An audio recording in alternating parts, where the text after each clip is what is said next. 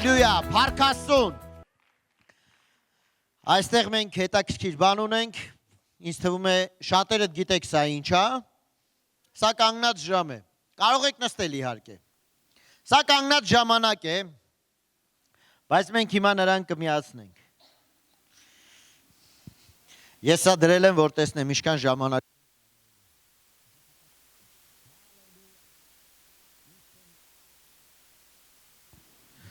դուք ինձ լսում եք, այ հիմա լսում ենք, հալելույա, հալելույա, ժամանակը գնում է և մենք պետք է հասցնենք Աստծո խոսքին անդրադառնանք և հասկանանք այսօրվա ուղերձի բովանդակությունը, հալելույա, կսկսեմ այսօրվա ծառայությունը մի փոքրիկ պատմությունով,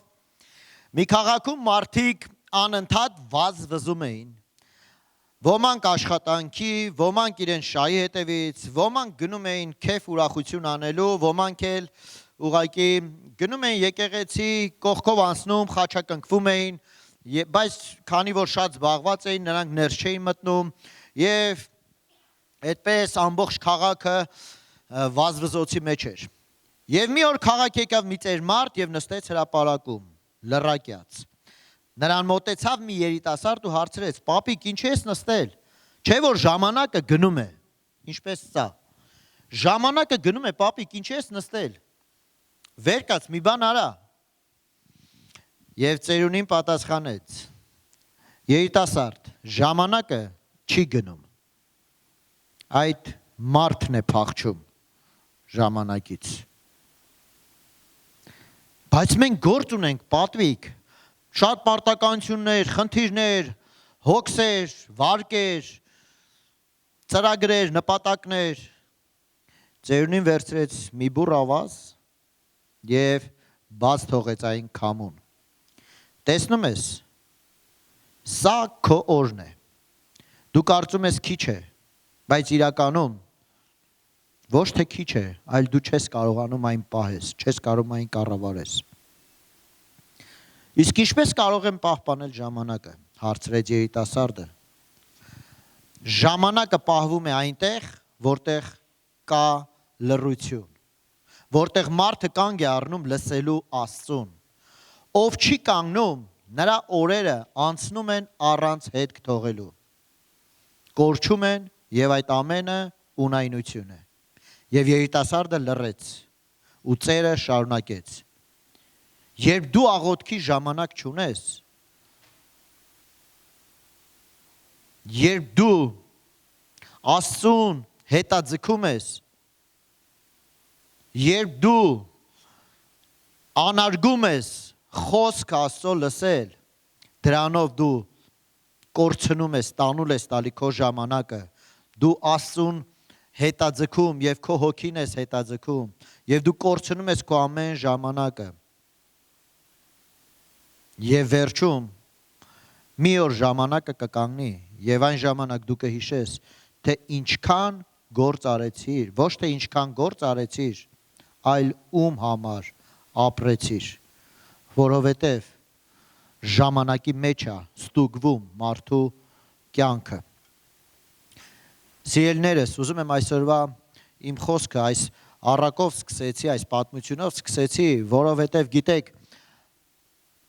այս ժամանակը, որ մենք տեսնում ենք, սա խորհրդանշում է մարդու կյանքը։ Մենք այստեղ նստած ենք, մենք այստեղ հատկացրել ենք այս ժամը Աստծուն, Աստծո խոսքին, եկեղեցուն։ Եվ գիտես, այս ընթացքի մեջ մենք պետք է հասկանանք, որ մենք շատեր այստեղ կարող էին լինել, բայց չեն։ Նրանք ընտրել են մեկ ուրիշ բան։ Նրանք ընտրել են ուրիշ բան։ Եվ գիտես ինչ, ես ուզում եմ քեզ մի խոսք ասել Աստվածաշնչից, Աստծո խոսքը ասում եմ ավետարանների մեջ, Հիսուսը այսպիսի բառեր ասում, նա ով ինձ համար կամ ավետարանի համար, խոսքի համար կամ ավետարանի համար,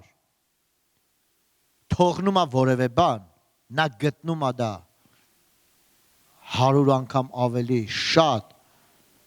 և հավիտենական կյանքը նույնպես։ Գիտես, Աստվածաշունչ ասում է, եթե դու քո ժամանակը, եթե դու քո նվերը, եթե դու քո ընծան, եթե քո ֆինանսները, եթե քո չգիտեմ ինչ որ բան թողնում ես, քո ընտանիքը, ես չգիտեմ գործը, բիզնեսը, հաջողությունը, մեկ ուրիշ բան, ցանկացած բան, եթե դու թողնում ես Աստծո համար կամ նրա խոսքի ավետարանի համար, դու դա կգտնես։ Դա քեզ ետ է վերադառնում։ Դա քեզ վերադառնում է ետ ավելցուկով։ Դա քեզ վերադառնում է ետ շատ ավելի օշնված։ Ամեն։ Ես այսօրվա խոսքը կոչել եմ արի ու տես, արի տես։ Ես հիշում եմ ամանորյա վերջի հավաքույթի ժամանակ մենք խոսեցինք շատ կարճ, այստեղ հյուր ունենք, բայց ասեցինք, որ հաջորդ տարվա սկզբին ես խոստացա, որ խոսելու եմ խոսք արի տես ծառայության մասին եւ այսօր ուզում եմ հենց այդ դրանից է սկսեմ մեր ծառայությունը։ Գիտես Աստվածաշունչը խոսում է նրա մասին, որ մենք պետքա չլինենք մոլորված, մենք չլինենք ուղղակի սпасելով թե քամին, որ կողմից է գալու եւ ուրա տանելու, ուրա քշելու, մենք պետքա լինենք ամուր ժայռի վրա կանգնած ուղղակի տամպես, որ գիտի ինչի վրա է հաստատված եւ գիտի ուրա գնում։ Գիտես, մի պատմությունից եմ ուզում եւս մի պատմություն կա, որ կուզենամ հիմա ես դրա մասին ընթերցեմ, սա իրական պատմություն է, տեղի է ունեցել 1700 թվականներին։ Դուք միգուցե կասես, բայց արժի դրա մասին էլ հիմա խոսել։ Մի հատ առակ պատմեցիր, հիմա էլ մի հատ պատմություն ես պատմում։ Այս ամենը ուզում եմ ես շաղախեմ եւ Աստծո խոսքի հետ համաձայնեցնեմ։ Ուզում եմ կարդալ այսօր այս պատմությունը։ Լոնդոնում մի հայտնի միսիոներ կար, նրա անունը Ռոլանդ Հիլ էր, շատերի սա միգուցե ոչինչ չասի, բայց նա ճանաչված քարոզիչ էր եւ Սուրբ Ծննդյան տոնի ժամանակ քաղաքում մեծ պաստառներ էին փակցրել, որ դրամատիկական թատրոնում նա հզորավոր մի ծառայություն ունենալու եւ ամբողջ քաղաքը այդ տեղեկացված էր բոլոր լրատվամիջոցներով, ամեն ինչով այդ ինֆորմացիան տարածված էր։ Եվ այդ օրերի, երբ որ այդ հավաքույթի օրը մոտեցավ, թատրոնի կողքով անցնում էր մի հայտնի դերասանուհի, ում անունը Թեմփլ էր, Տիկին Թեմփլը, որը աստղ էր ամբողջ Անգլիայում։ Նա կարդաց այդ պաստառի վրա գրվածը եւ մտածեց. Ինչու՞ ոչ, փորձեմ ներս մտնեմ։ Գնամ եւ ես էլ դիտեմ ինչա տեղի ունենում, որովհետեւ ամբողջ քաղաքը խոսում էր դրա մասին։ Եվ ահա նա ներս է մտնում թատրոն ու տեսնում է ամբողջ դահլիճը լեփլեցուն, մոտ 10,000 հոգի մարդ, խցկված, անգամ այդ արանքներում, այս անցման այս կետերում ուղղակի լեփլեցուն էին մարդիկ։ Ու երբ որ նրանց այդ մարդիկ տեսան, ճանաչեցին դերասանուհուն, սկսեցին տեղ տալ եւ նրան քիչ-քիչ այսպես ոնց որ ուղղորդել դեպի բեմը, ուղղորդել դեպի այս աստիճանները, հա։ Եվ Տիկին Թեմփլը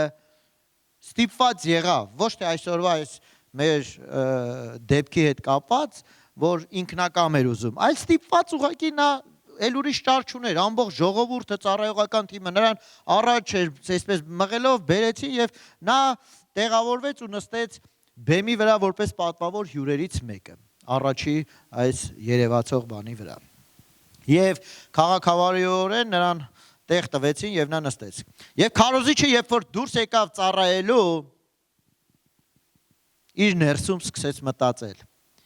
Ես չգիտեմ, եւ ես եւս մեկ հնարավորություն կունենամ Տիկին Թեմփլին վկայելու Աստծո խոսքը, թե չեմ ունենա։ Սա միակ ու վերջին հնարավորությունն է։ Եվ երբ որ իր ներսում նա աղոթեց, Սուրբ Հոգուց առաջնորդություն ստացավ, դիմելով լսարանին սկսեց. Այսօր Տիկին Թեմփլի կյանքը վաճառվում է աուկցիոնի պես։ Դուք պատկերացնում եք Տիկին Թեմփլի դեմքի արտահայտությունը։ Նրա հոգին վաճառվում է հենց այսօր։ Ով է պատրաստ գնի, ով ինչքան կվճարի։ Եվ կարճ պաուզայից, լռությունից հետո նա շարունակում է. Ես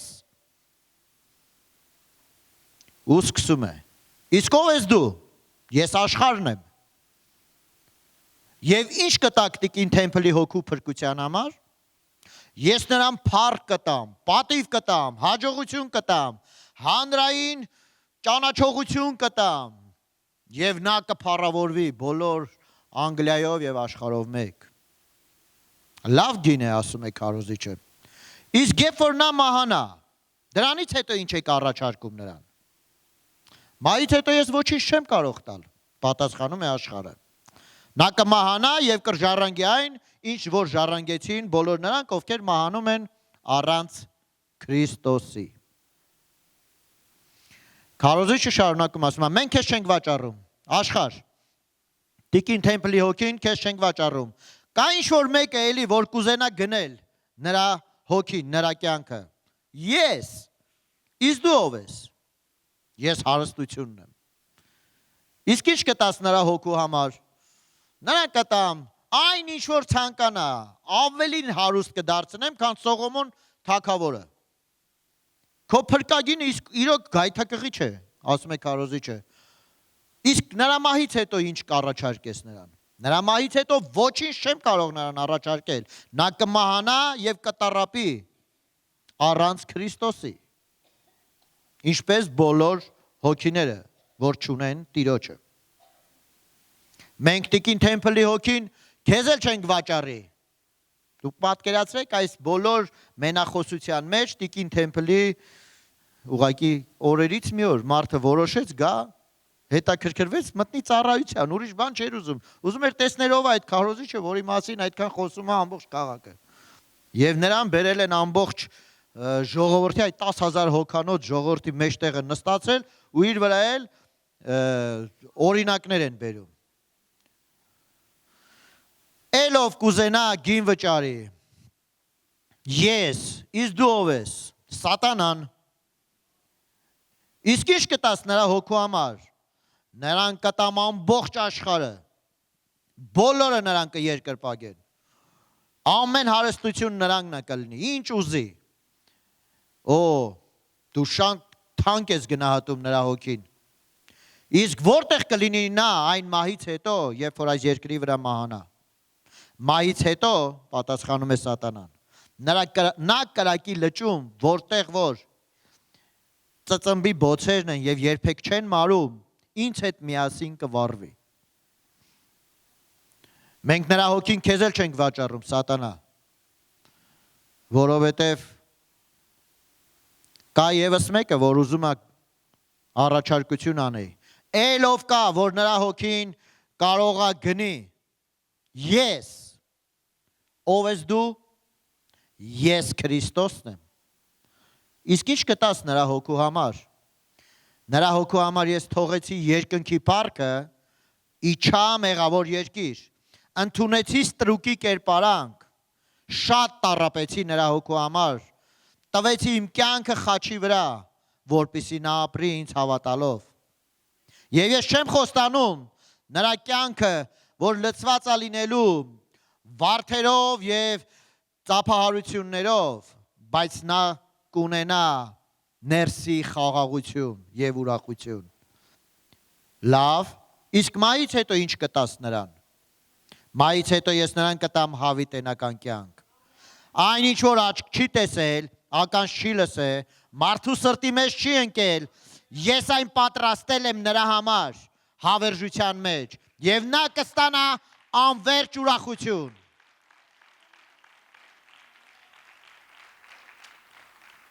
Քարոզիչը դիմեց դերասանուհուն եւ հարցրեց. կցանկանայիք ձեր հոգին, ձեր կյանքը վաճառել կամ ընծայել, տալ Քրիստոսին։ Տիկին Թեմփլի այն արարքը, որ նա գործեց, ուղղակի շոկի ենթարկեց ամբողջ լսարանին։ Նա տեղից ցատկեց գնդակի պես, ծնկիչնելով, արցունքոտ աչքերով սկսեց ուղղակի դիմել փրկչին, քնքշության ու այդ սիրո համար եւ ապաշխարեց ու իր կյանքը նվիրեց Տեր Հիսուս Քրիստոսին։ Եվ նրան հետևեցին շատ շատերը։ Գիտեք, սիրելիներս, Սա այս պատմությունը, իրական պատմությունը, սա հորինվածք չի, սա առակ չի, սա վեբ ինչ-որ մի այլ բան չի։ Ամեն մարդու կյանքը անցնում է այս ժամացույցի պես, գնում է նրա կյանքի ժամանակից և հարցը սրանումն է, ինչի մեջ է քո կյանքը դրված, ինչին ես դու տալիս քո ժամանակը,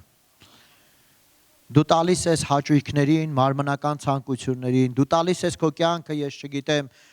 փառքի ձգտելու, ճանաչված լինելու, դու տալի միգուցե դու տվել ես քո կյանքը ծառայությանը եկեղեցում,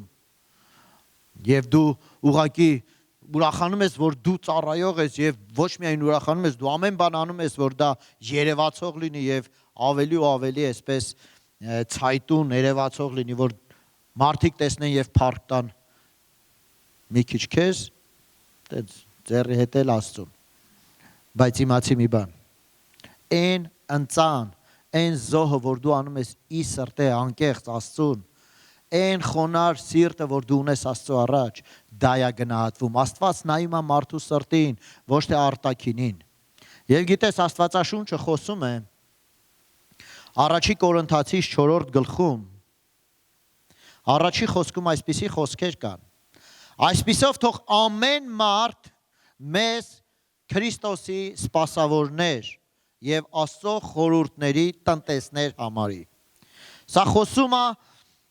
առաքյալը, խոսում է հեղինակը և ասում է, թող մեզ ամեն մարդ համարի որպես Քրիստոսի սպասավոր և խորհուրդների տնտես։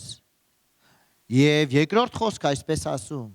տնտեսներից սա է պահանջվում, որ ամեն մեկը, ասա ամեն մեկը, գիտես ոչ թե հովիվը միայն, կամ ոչ թե միայն, չգիտեմ,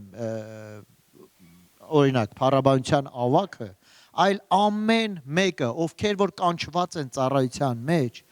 պահանջվում է, ակնկալվում է, սպասվում է, որ յուրաքանչյուրը հավատարիմ լինի։ Այսօր կա մեծ դեֆիցիտ հավատարիմ մարդկանց։ Աշխարհը այսօր, եկեղեցին այսօր ապրում է իր ամենամեծ դեֆիցիտը, հավատարիմ մարդկանց դեֆիցիտը։ Եվ գիտես ինչ, մարդիկ կարող են բաներ անել, մարդիկ կարող են գալ եկեղեցի, մարդիկ կարող են ծառայել, մարդիկ կարող են որևէ բաներ անել եկեղեցում, ակնկալելով, ես սա անեմ, որպեսզի, ինչպես քույրիկը ասում էր, Աստծո տունը փորձում են սարքել շահավաճառության, առևտրի կենտրոն։ Ես սա կանեմ, որ ինձ այս սա լինի։ Եթե ես չանեն ինձ, ապա ես սա չեմ անի այլևս։ Եվ գիտես ամբողջ կենտրոնացումը եսակենտրոնի վրա է։ Ու Պողոս առաքյալը խոսում է Տիմոթեոսի մեջ, ասում է,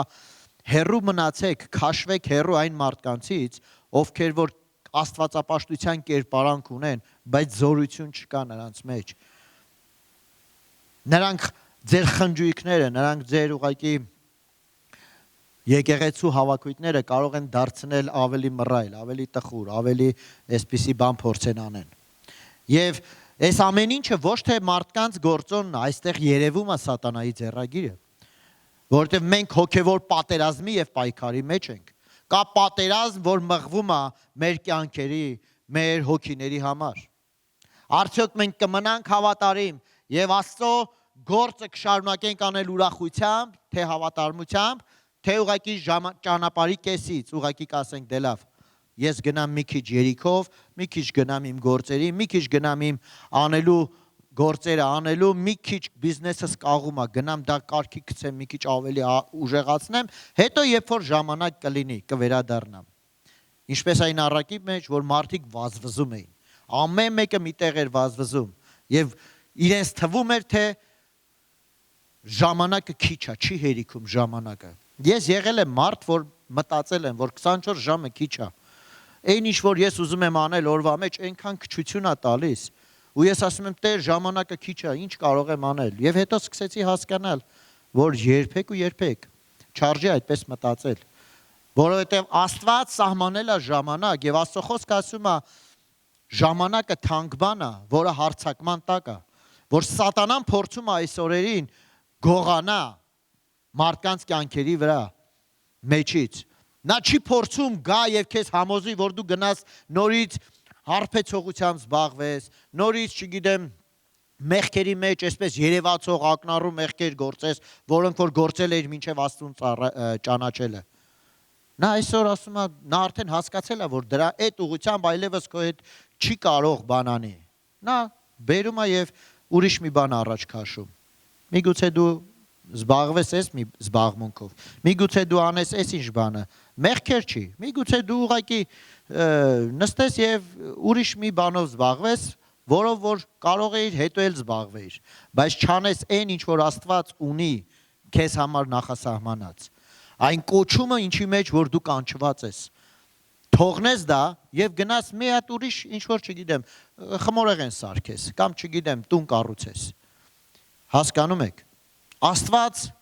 Աստված ուզում է, որպեսզի մենք կոչման մեջ մեր հավատարիմ լինենք, որովհետև տնտեսներից Աստված ասում է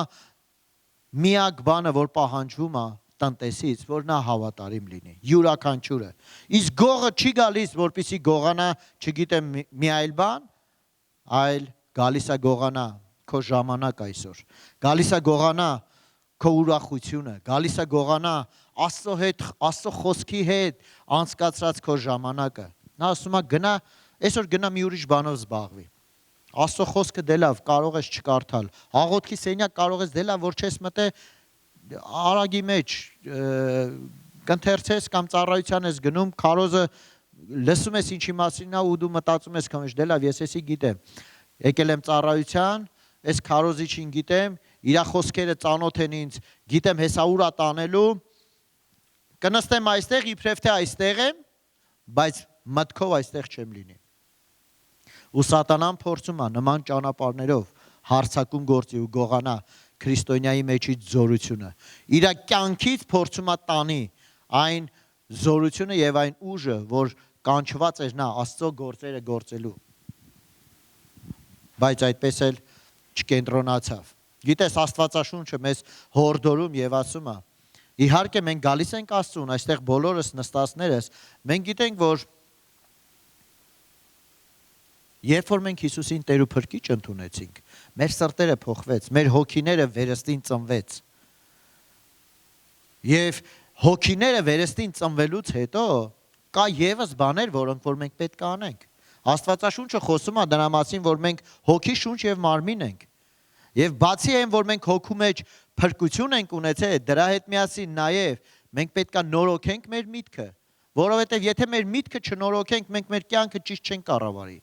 Մենք մեր ժամանակը կսկսենք նորից անցկացնել ունայն դատարկ բաների մեջ։ Գիտես, ոչ մեկ չգիտի իր կյանքի օրերը, բայց մենք գիտենք Աստվածաշունչը ասում է. Տեր սովորեցրու ինձ հաշվել կյանքի օրերը։ Սովորեցրու ինձ, որ ես գնահատեմ այդ օրերը, որովհետև դու չգիտես երբ կկանգնի այս վերջի հատիկը, երբ որ իջնում է։ Դու չգիտես քո կյանքի ժամանակային վերջի ավազահատիկը երբ անկնելու։ Եվ կանգնելու ենք մեզանից ամեն մեկը երկնքում Աստծո առաջ, մեր գործերով, մեր արած ու չարած բաների համար, որպեսզի Տիրոջ առաջ ենք կանգնելու եւ ուղղակի այն ամենը, ինչ որ մենք արել ենք Տիրոջ համար, այն ամենը, ինչ որ մենք արել ենք Աստծո սիրո համար, այն ամենը, ինչ որ մենք արել ենք հավատարմորեն, դրանք մեծ վարձքի են արժանանալու։ Ամեն։ Աստծո խոսքը ասում է, այն լույսը Մատթեոս 5-րդ գլխում ասում է, թող այնպես ձեր լույսը լուսավորի մարդկանց առջև, որ տեսնեն ձեր բարի գործերը։ Գիտես, մենք գալիս ենք Աստծուն, քրիստոնյաները գալիս են Աստծուն, մեր հայերի մեջ այդպես շատ ոգևորված մարդիկ կան, որ ասում են մենք Քրիստոսից առաջ քրիստոնյա ենք եղել եւ այլն, մենք ծնվել ենք քրիստոնյա երկրում եւ մենք առաջի քրիստոնյա ազգն ենք ու դա եթե իրանք հասկանում են ինչ են ասում, շատ լավ կլներ։ Բայց Աստվածաշունչը ասում է, լինել քրիստոնյա դա ոչ թե ուղղակի խաչ կախելն է, դա ոչ թե ուղղակի 40 օրեկանում մեռոնով օծված լինելն է, դա ոչ թե ուղղակի ինչ որ մեկն է, որը որ պետք է, չգիտեմ, խաչակնկվել իմանա ճիշտ։ եկեղեցու տեղերն իմանա, ժամերն իմանա պատարակների, այլ Քրիստոսին ճանաչել, Քրիստոսին ընդունել նշանակում է, այստեղ ասում է, թող ձեր լույսը լուսավորի մարդկանց առջև, որ տեսնեն ձեր բարի գործերը, թող նրանք տեսնեն ձեր բարի գործերը և փառավորեն հորը, որ երկնքում է։ Գիտեք, տարիներ առաջ իմ սրտում Տերը խոսք տվեց, երբ որ մենք տղամարդկանց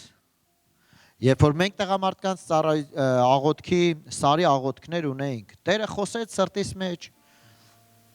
և ցույց տվեց մի խոսք Ամբակում առաջի գլխից, որտեղ ասում է նայեք ազգերի մեջ ու տեսեք, զարմանալով հիացեք, որովհետև ահա մի գործ, մի մեծ արարք եմ գործելու ձեր օրերում, որ չէիք հավատա, եթե պատմվեր ձեզ։ Երբ որ Տերը խոսեց այս խոսքով իմ սրտի հետ, ես սկսեցի մտածել, Տեր, մենք բարձացել ենք այս սարը տղամարդկանցով, աղոթում ենք մեր երկրի համար, աղոթում ենք մեր երկրի պաշտպանության, օրհնված լինելու, տնտեսության համար, աղոթում ենք արթնությունը, որ գա այս երկրի մեջ։ Չեմ հասկանում, այս խոսքի մի մասը հասկանալի է, բայց մի մասը չեմ հասկանում և ամենաանհասկանալի մասը ինձ համար այս վերջի հատվածն էր, որ չէիք հավատա, եթե պատմեին ձեզ։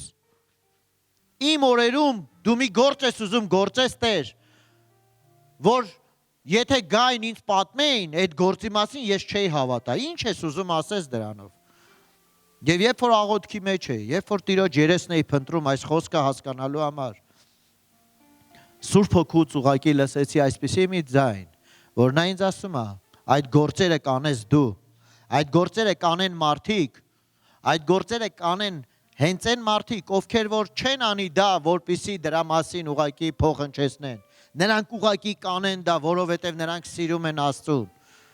Թագավորները, ազգերը կնայեն ազգերի մեջ, կհիանան, կտեսնեն այդ գործերը։ Ու եթե ինչ-որ մեկը մի տեղ անելուց լիներ ու ձեր զգար պատմեր, դուք դժվար թե հավատայիք, բայց երբ որ ձեր կյանքում դա լինի, դուք կհասկանաք, որ ես եմ դա արել։ Հալելույա։ Գիտեք, ես հավատում եմ, որ այս եկեղեցին ուղղակի ունենալու է մեծ ճեղքում, մեծ հաղթանակներ։ Եվ ուզում եմ Գործք առաքելոց 13-րդ գլխում նայենք միասին։ Այստեղ այդ խոսքն է նորից, մի քիչ արդեն այլ տեսանկյունից։ Ասում է տեսեք, առհամարողներ։ Կլինեն մարդիկ, ովքեր կառհամարեն Տիրոջ գործը։ Կլինեն մարդիկ, ովքեր կասեն, ինձ պետք չի սա։ Ես ավելի լավ ճանաչում կամ, չգիտեմ, հաջողություն ունենալու ձևեր գիտեմ։ Ինձ այս գործը, այս ճանապարհը ինձ չի գոհացնում։ Այս ծառայող, այս եկեղեցին, այս տեսիլքը, այս հովիվը, այս, չգիտեմ, այս մոտեցման ձևը ինձ դուրեկան չի եւ ես կընտրեմ մեկ ուրիշ ճանապարհ իմ համար։ Կամ ուղղակի չեն էլ ընտրի, կասեն դե լավ, հա։ Ինչպես Նեհեմիան կառուցում էր Երուսաղեմի պարիսպները եւ ներքևից ծաղրում էին նրան եւ առհամարում էին, ասում էին մի հատ աղվեսի ձակ հենց վազեց այդ պարիսպի վրայով, ամբողջությամբ կփլվի այդ պարիսպը։ Հնարավոր չի, որ այն ինչ որ իրանք նախաձեռնել են հաջողվի։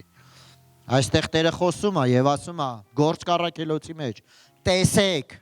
առհամարողներ եւ զարմացեք ու հեռացեք։ Մի ուրիշ տեղ, չգիտեմ, այստեղ ինչ է, փչացեք, չքվեք մեկ այլ տեղ գրված է, այսինքն մի երևացեք, որովհետև ես ձեր օրերում մի գործ եմ անելու, որ չպիտի հավատակ, եթե մեկը պատմի ձեզ։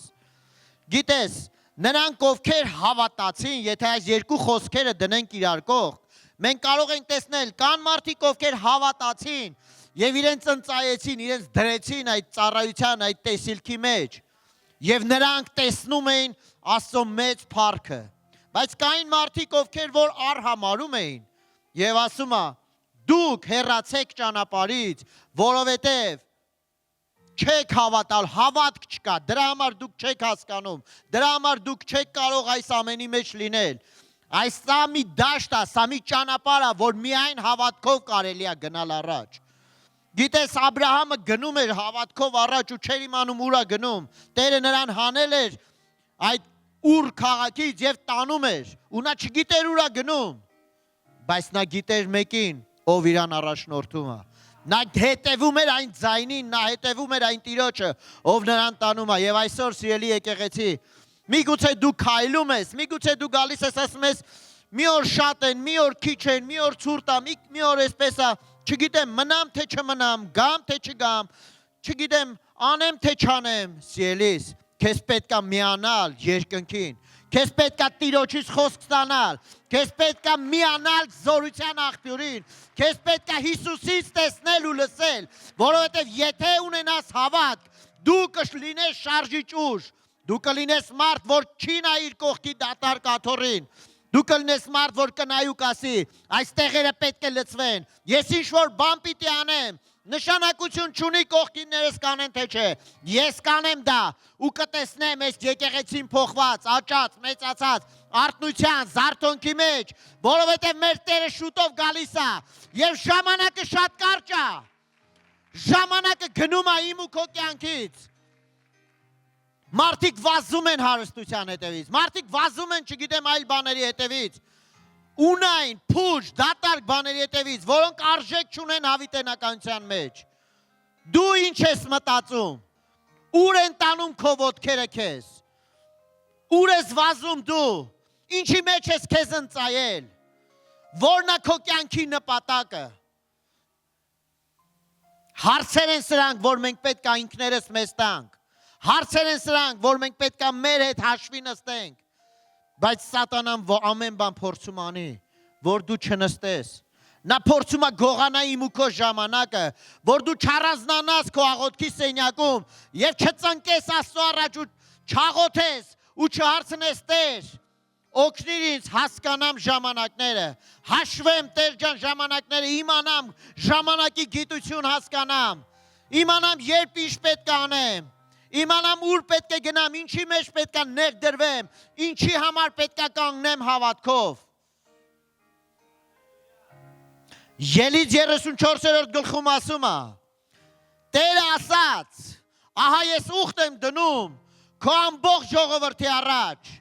եւ այնպիսի սքանչելիքներ պիտի անեմ, այնպիսի հրաշքներ պիտի անեմ, այնպիսի գործեր պիտի գործեմ, այնպիսի նշաններ պիտի ցուցադրեմ, որ ամբողջ երկրի վրա եւ բոլոր ազգերի մեջ երբևէ դեռ չեն եղել։ Ես պիտի անեմ դա ամեն հավատացողի կյանքում, ամեն Աստծուն սիրողի կյանքում։ Սիրելիս, մենք շատ անգամ գալիս հասնում ենք այն ծնելու կետին, այն հրաշքը ծնվելու կետին, եւ սատանան ամեն բան փորձում անի, ինչպես նա փորձում էր Հիսուսին համոզեր, ինչպես նա փորձում էր Գեթսեմանի մեջ, Գեթսեմանյան պարտեզում, Հիսուսին համոզեր եւ ասեր, ընտրիր քո կամքը, ոչ թե հոր կամքը, որովհետեւ այդ ճանապարհը շատ փշոտ է լինելու, այդ ճանապարհը շատ արունոտ է լինելու, շատ ամոթալի է լինելու։ Նա հարցակում էր գործել, անգամ մեր Տերը, որ երկնքի երկրի արարիչն էր, մարդացած ապրում էր, Աստծո խոսքը ասում է, որ նա այնքան տկար էր Գեթսեմանյան պարտեզում, այնքան ուժասպառ էր, այնքան նրա կյանքից, նրա ժամանակից, դուք հասկանում եք, 33 տարեկան երիտասարդ տղամարդ, կյանքով լեցուն, եւ նա հասկանում է, որ իր կյանքը ավարտվելու է 1-2 օրից, եւ նա հասկանում էր, որ իր կյանքը նա կամ պետք է դնի, կամ պետք է որոշի ասի, ես հորստանը լիքը բաներ ունեմ, թողեք ես գնամ իմ ճանապարհով, ընտրեմ իմ կյանքը, ընտրեմ իմ որոշումը։ Նա թուլացած, ընկճված, հյուծված էր։ Նրա քրտինք Աստծո խոսքը ասում է արյան կաթիլների պես էր թափվում։ Նա չէր կարողանում ճգնել այդ ցավը, որ նա պատկերացնում էր, ինչ է իրան սպասվում։ Դրա համար ընկերներին, եղբայրներին, առաքյալներին ասում էր տղերք մի քնեք, Տղերք մի քնեք, աղոթեք, ժամանակը չար աղոթեք, աղոթեք, որ փորձության մեջ կարողանաք կանգնեք, այլ ոչ թե ընկնեք, որովհետև խավարը ջղայնացած եւ կատաղած է, խավարը իր ատամները կրճտացնում է ամեն ձև, բայց նա ցայտնոտի մեջ է, նա ուղղակի կործանվելու է, որովհետև մեր Տերը գիտեր ինչի համար էր գնում խաչը, նրա սրտի, նրա կյանքի միսիան, նրա կյանքի կոչումը հենց դա էր, այն մեծ սերը, որ նա ուներ իմ ու քո հանդեպ, նա պատրաստ եղավ իր երիտասարդ կյանքը զոհելու, նա գնաց այդ խաչի մահին, նա տվեց իր վերջի կաթիլ արյունը, որպեսզի այսօր ես ու դու ոչ թե միայն ունենանք հնարավորություն գանք եկեղեցի, հայր մեր աղոթքը անգիր իմանանք, ոչ թե նրա համար միայն, որ մենք Աստծո մասին լավ երգեր իմանանք, Աստվածաշնչից մի քանի անգիր համարներ իմանանք, այլ որպեսզի իմ ու քո կյանքը, որ մենք ապրում ենք, ապրենք իմաստով, պտուղ բերելով, փոխակերպված, նա թողեց երկինքը, եկավ երկիր, մարդացավ, որպեսզի ես ու դու նրան ոչ միայն հավատանք մեր հոգիները բացելով, այլ մեր կյանքը փոխակերպվի, մեր կյանքը օրըստօր է, մենք գնանք նրա հետևից պտուղ բերելով, որովհետև ժամանակները կարճ են սիրելիս, եւ դրանք մեր կյանքից գնում են, դու կարող ես նստել սերիալների առաջ, կարող ես ինտերնետի մեջ լինել, կարող ես որևէ ինչ-որ կարևոր հետաքրքիր բիզնեսով կամ գործով զբաղվել, դրանք ամենը նորմալ են,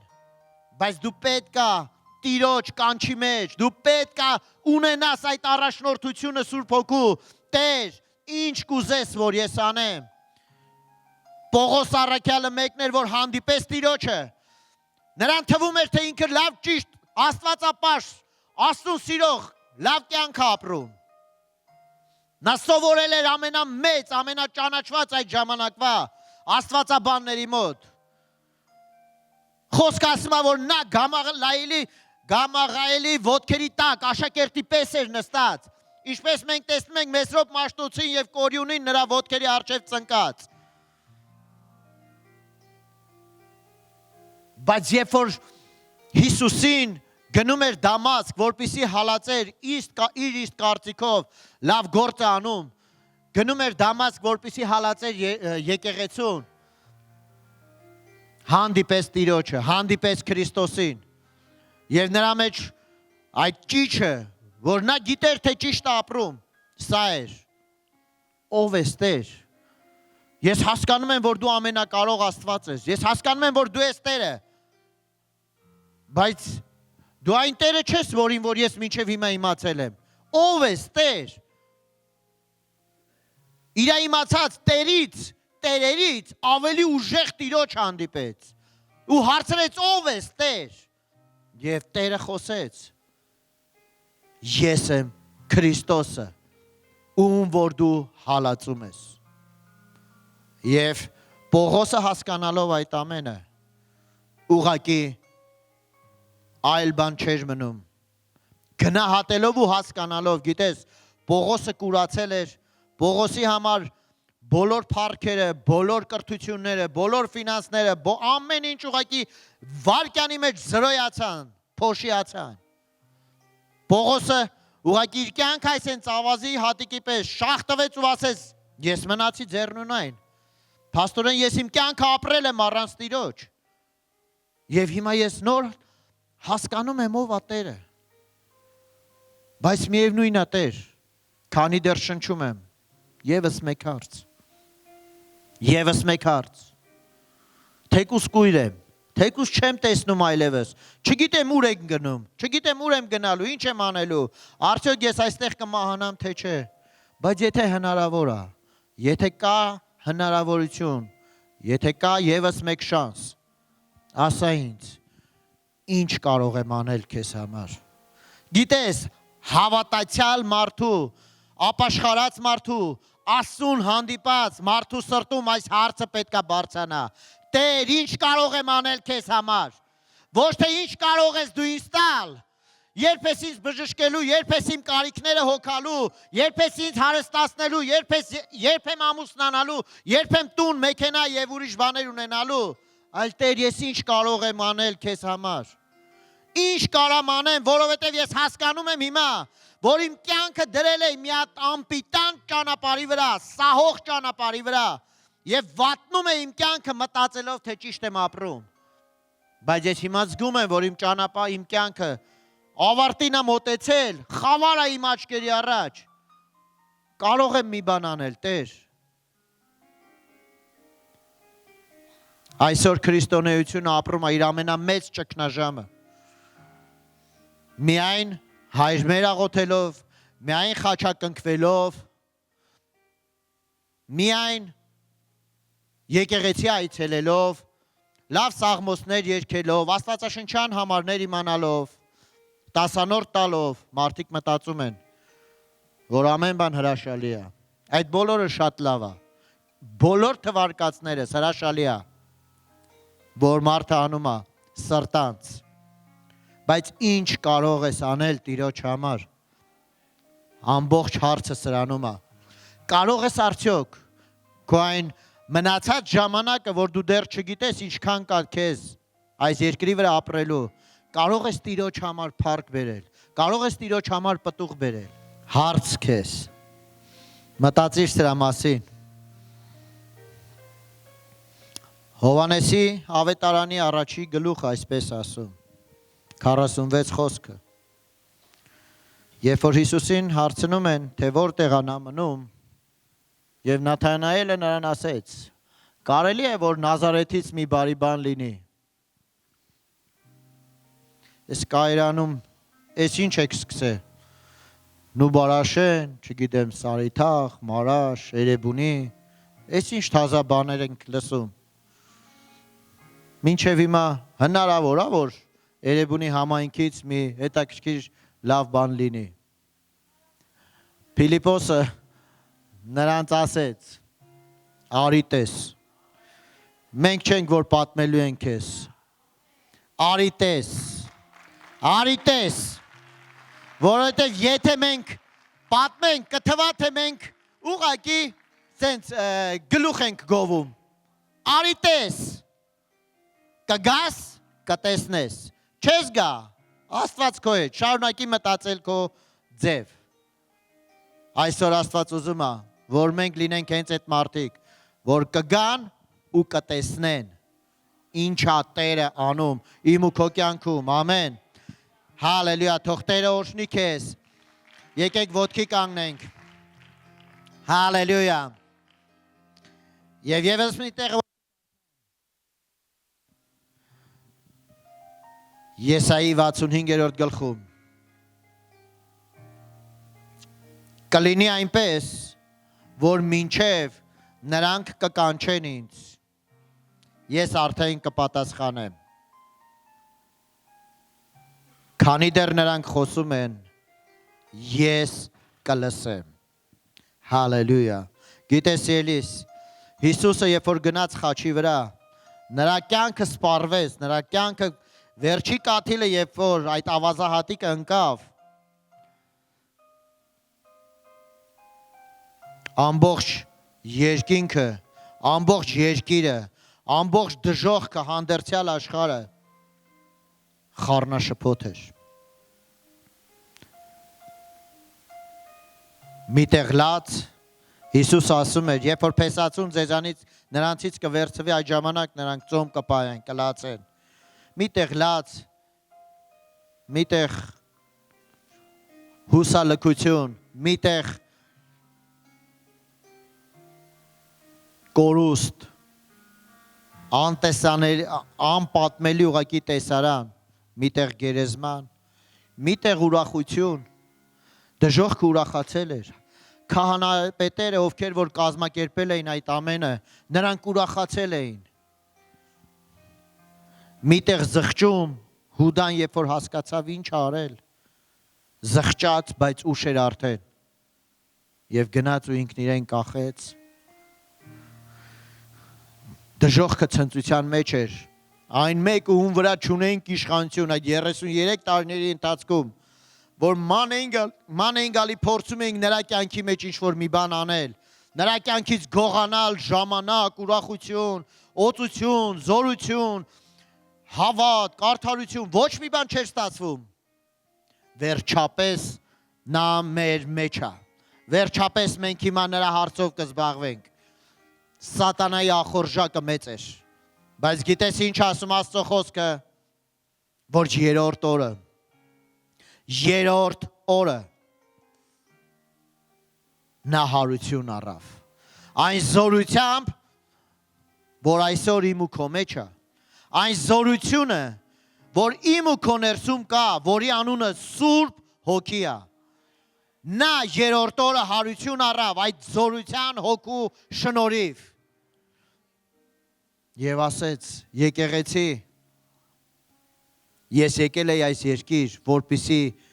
վերականգնեմ այդ ճանապարհը, նորից կարողանաք գաք իմ հոր առաջ, նորից կարողանաք գաք իմ հոր առաջ ուրախությամբ, եւ դրա համար մի մնա նույնը, մի մնա երկրորդ օրվա մեջ, երրորդ օրը հարության օր է, երրորդ օրը զորության օր է, երրորդ օրը պատասխանների օր է, երրորդ օրը այն օրն է, որ Տերը ստեղծել է, որ դու ուրախ լինես։ Եվ դրանից հետո սկսես ապրել քո կյանքը փոխակերպված, ոչ թե այն հին մարդու պես, այլ փոխակերպված, նոր ձևով։ Արդյոք դու այն մեկն ես, որ մտածում ես։ Արդյոք դու այն մարդն ես, որ ասում ես. Տեր, շնորհակալ եմ քո արյան համար։ Շնորհակալ եմ, որ փրկել ես իմ կյանքը, բայց ինչ կարող եմ անել։ Ինչ կարող եմ անել քեզ համար, Տեր, որովհետև ժամանակը գնում է։ Ինչ որ մեկի կյանքը հենց նոր կանգ առավ, ինչ որ մեկի կյանքը դեռ նոր է սկսվում, ինչ որ մեկը դեռ նոր է ծնվում, եւ նրա համար արդեն իսկ որոշված ժամանակը կա, թե երբ է նա այս երկրի վրա փակելու իր աչքերը եւ հավիտենականության մեջ բացելու եւ որտեղ է նա գտնվելու։ Ամեն։ Դրա համար եկեք ծախու առնենք ժամանակը։ Եկեք լինենք այն մարդիկ, որ չասենք, դե ես չգիտեմ, գնա տես, այլ կարողանանք կանգնենք եւ մարդկանց ասենք, ուզում ես տեսնել ինչա Տերը անում, արի տես, ձեռքդ տուր ինձ, ես քեզ կտանեմ ու իրար հետ կգնանք ու դու կտեսնես։ Ես ոչ թե կողքից ունկնդիր կլնեմ, այլ ես կասեմ, արի գնացինք, արի տես։ Հալելույա։ Փառք Տիրոջը, փառք մեր Աստծուն, փառք մեր Հիսուս Քրիստոսին։ Մենք ծառայողներով երբեմն այսպիսի հումոր ենք սկսել անել։ Մեկս մյուսին հարցնում եւ ասում ենք, բա իմացար ինչ եղավ։ Սենց ուղակի համապատրաստի, սենց ուղակի հումորային այսպիսի հարց ենք տալիս ու հանկարծ դիմացինը, որ անակնկալի է գալի ու չի կարողանում հասկանա ինչու նա բան, ասում է, չէ, չիմացա։ Ասում ենք, բարի տես, բարի տես, ամեն օր Աստված կա, ամեն օր Աստված գործում է, ամեն օր Աստված ողորմում, փրկում, բժշկում է։ Ունեցիր վկայություն, ունեցիր Աստծո գործեր, Աստծո փառքը պատմող խոսքեր քո կյանքի մեջ։ Թող քո կյանքը դառնա վառ օրինակ Աստծո կենթանի լինելու վկայության համար։ Ամեն։